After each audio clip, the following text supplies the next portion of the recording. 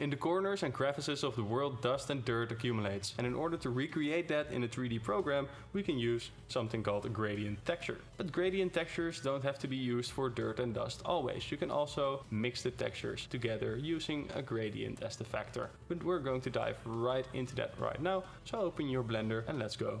First of all, we will add in a gradient texture. Press Ctrl T to bring in the texture coordinate and mapping node. As you can see, the gradient starts sideways, so we'll simply rotate it 90 degrees on the y-axis. Now it starts at the bottom and goes to the top. But in order to regulate our gradient, we need a color ramp. So bring in a color ramp. The sliders change the way the gradient looks, and the randomization looks pretty good. So we'll add in a noise texture.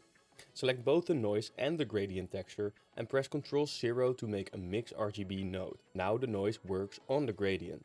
Select all these nodes and make a frame by pressing Shift P. I will call it gradient texture and make it blue. We can use this gradient texture to mix between two different textures. I'll duplicate the node setup and place it right above the original. I'll call it factor and make it red. Duplicate the principled BSDF and give it the desired texture. I'm using the famous Red Castle Brick 02. Select both principled BSDFs and press Ctrl 0 to make a mix shader. Color ramp into the factor of the mix shader, and now it mixes between two different textures. You can change the values in our factor frame.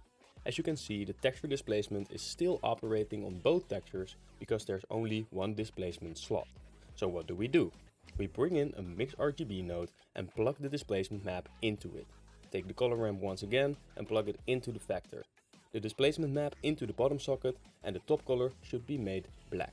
The displacement map now works on only one side of the texture, and if you don't see anything changing, increase the contrast in your color ramp. For some extra detail, we can use a bump node. If you add in a second bump map and make a new gradient pattern with a separate color ramp, you can create some bump variation, like so. Play around with all these settings until you're happy.